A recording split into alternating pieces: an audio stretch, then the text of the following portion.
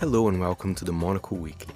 For today's show, I speak with Scott Beck and Bryan Woods, directors of psychological thriller Heretic, featuring Hugh Grant. The film is a great discussion about religion itself. It's a must-see. Let's have a listen to my conversation with them. Wow! No, you read more than we do. No, seriously, Mr. Reed. Mr. Reed. Well, ladies, I think it is time. Time for what? Time for enlightenment. Scott Beck and Bryan Woods, first of all, a pleasure talking to you guys. A big fan here. And a question, to both of you, whoever wants to start. I mean, what I really loved about Heretic is it's very cerebral. I think it brought something different to horror, especially in the last 2-3 years. I mean, there's been great films, but I think I love how talky it is. I don't know if I can use that that word in a way. So tell us a bit more, because of course you guys wrote the script for it as well. Thanks for saying that. First of all, that's really sweet. We kind of missed this era of movie going. It's weird when we were young in school, young kids trying to make movies. It's like the movies that came out every week. It was 1 week it would be Memento, and then it would be Donnie Darko and Fight Club and Mulholland Drive, these very cerebral movies. And those were like the cool big movies of the year. And it seems like that whole brain teaser subgenre has disappeared. So how you're describing Heretic, I'm not saying we're quite in that category because we're a bit of a horror thriller, but we definitely have a nostalgia and a deep love for those kind of brain teaser puzzle box movies. And really the film, we hope, is a conversation about religion. It's a conversation about a very divisive, difficult, dangerous topic.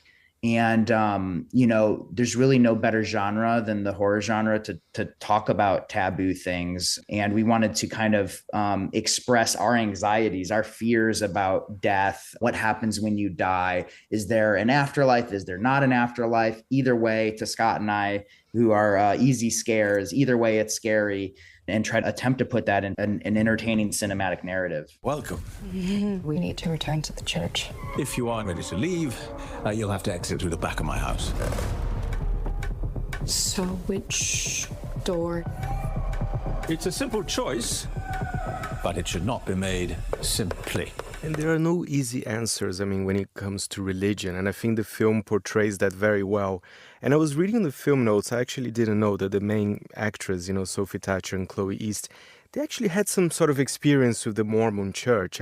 Was that a coincidence, or was that part of the casting as well? Yeah, it was a coincidence in terms of the process of discovering that information. Our wide net was really cast to just find the best actors possible to embody these roles. And throughout the casting process, as you see people reading this, putting themselves on tape and then doing callbacks and such, Chloe and Sophie, we kept coming back to because there was such a rich authenticity to the way that they were embodying Sister Pax and Sister Barnes, from what they were wearing to like the cadence of their speech. There was this like nice politeness that they had, and we couldn't shake, like, is this actually who they are, or is it their portrayal of the role? And it felt like it was a merge of the two as soon as we found out their history with the Mormon church and the fact that they grew up in it. They still had friends or family members that were participating.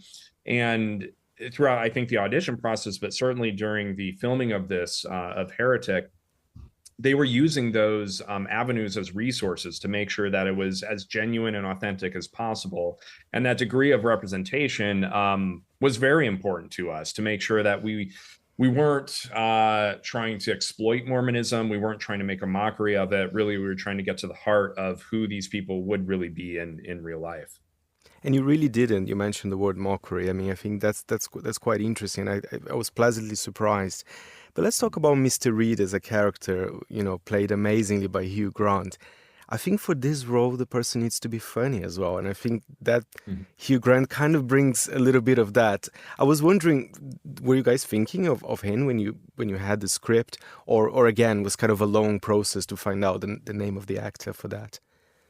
It was a process because when we wrote Mr. Reed, we felt like this is, in terms of difficulty of acting for our money and as directors, it felt like it was a 10 out of 10. It felt like it was an extremely tough ask to get somebody who could not only be charming and likable enough to convince the missionaries as well as the audience to come into his house and sit and have a conversation, but also somebody who's funny and can be scary and then can monologue for 10 pages and hold our interest. It was a very, very narrow list. Script started kind of spreading around town in Hollywood. There were a lot of movie stars who started raising their hands asking to play the role. And that put even more pressure on us to make sure that whoever we asked to come make this movie with us, that they were at the top of their game.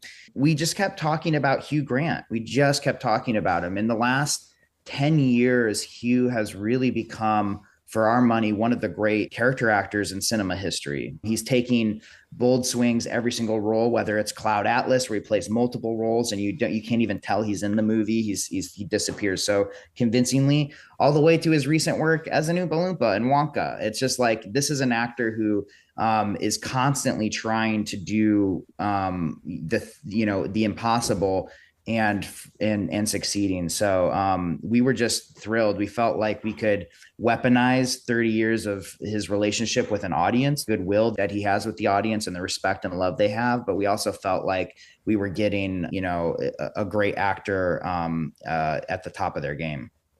Another thing about Heretic, I mean, the set design, that house, I mean, it's amazing. Was it really filmed in just one house? How did it work? Because there was so many kind of elements to it. You really get into this kind of, and it's very scary, from the doors, the basement. It's a really, really good set design. Oh, thank you for saying so. I mean, we're thrilled with our production designer's work, Phil Messina. We've admired his collaborations with Aronofsky, with Soderbergh. He designed the Hunger Games movies, which also feels like there's an interesting kinship with the gamesmanship that Mr. Reed has. Yeah, we built basically the entirety of the interior of the set. Built the library on risers so the staircase could actually go down into subterranean rooms. So that all felt like one, and there was a reality as soon as you stepped into that set. And the intricacies in which our production designer Phil approached it was always through character. Like, how did Mr. Reed create this house? How does it represent, for lack of a better term, the game that he's kind of subjecting these two sister missionaries to? How does it showcase his intelligence, but also have a evolution to it, where you walk into the house and you feel the safety of the lights and the wallpaper and the trinkets that are placed around to basically disarm whoever walks in there. But as you go deeper into the house, you feel the danger of his intellect and his research, and it goes to very raw places with the continuation of the journey as you go deeper into the house. All of these things were considered through the lens of character, which to us is, one of the brilliant things about Phil, and one of the really important things that we wanted to make sure we echoed, because it would create hopefully a richness to Mr. Reed. From now on, we challenge him. For the rest of your lives, there will be before you chose, and there will be after. Ladies, verbally acknowledge, please. All I can say, I'm never going to have a blueberry candle anymore. But guys, one question about you. You've been working together, for years. What does each of you kind of bring for a production? Does it change depending on the film? Or, I don't know, perhaps Scott has a specific role all the time and Bryan one. Or how is the process of collaboration between you two? I think, we've always considered ourselves both mediocre at everything. So it takes two of us to do something interesting. So we do everything together. We write together. We direct together. We talk to the actors together. We communicate with our crew. We storyboard together. But our process is one of competition. We are competing with each other. When I write something, if I write 5 pages, Scott's my first audience. I want to really impress Scott. I want him to like what I've written. More often than not, he'll like it, but it could be better. What if you tried this? What if you tried that? And then Scott will rewrite my material. And Scott's my favorite writer, in Hollywood. So I'm excited to read his 5 pages, and then I'm going to go, oh yeah, that was good, but what if we tried this? And that's our process. That's our process with editing and storyboarding. We're always trying to push each other to do a little bit better and pressure test the material. And also, we've just known each other since we were little kids. We love all the same movies and have all the same very similar life experience. It's nice to have that somebody that you can talk to and think about big ideas, especially in a movie like Heretic, which is entirely a conversation. This movie might as well be the conversation that Scott and I have about religion with each other on a regular basis. Yeah, there's really not a task that gets delegated, and that's the fun of it. Like Brian and I are able to challenge each other on every single level of filmmaking, start to finish. And it does create like a sense of solidarity, especially once you're finally working with other collaborators. We feel like we pressure tested things with each other as the first audience and become thoughtful, both intellectually and creatively about the decisions we're making. And then you get to add another voice into it. But we've already created that unified bond of what we believe be one of the considerations, and then expand upon that with each of our collaborators. My final question to both of you, I wonder if you could give me a few words about the state of horror in 2024, because I don't know, maybe from my perception, I do think that it's going through such a great phase when it comes to the box office, even, come award season, they're talked there. How do you see? Do you generally feel that finally is respected? I mean, we all loved horror forever, but now it's, I think, such an important genre for Hollywood.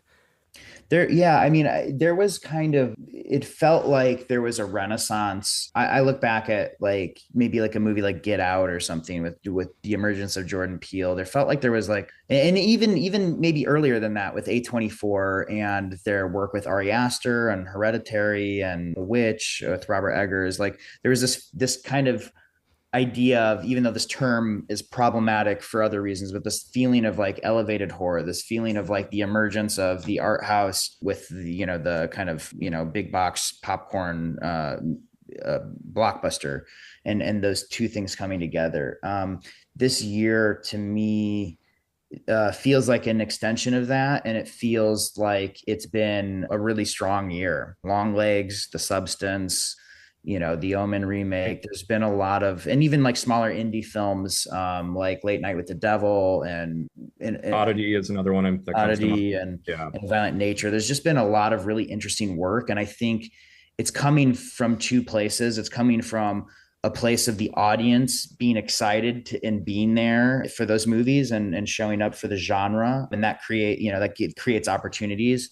And then I also think it's just the state of the world is, you could say, we're kind of in scary times. Certainly in the States, we've got, a big election coming up that people on both sides of the political aisle have a lot of anxiety about the future of the world. And I know Scott and I have a lot of anxiety about how religion intersects with our culture and how religion, creates ways that we live our lives with laws and how we interact in the world. It has a lot of control over us. And so I think the genre is, and certainly Heretic is responding to these anxieties that are in the world right now. So you have to go dun in order to go hoot. I beg your pardon? The only way out is through. Is this the game? High five. Thank you very much, Scott Beck and Bryan Woods. Heretic is out in the cinemas, and the show was edited by Elliot Greenfield, and I am Fernando Augusto Pacheco.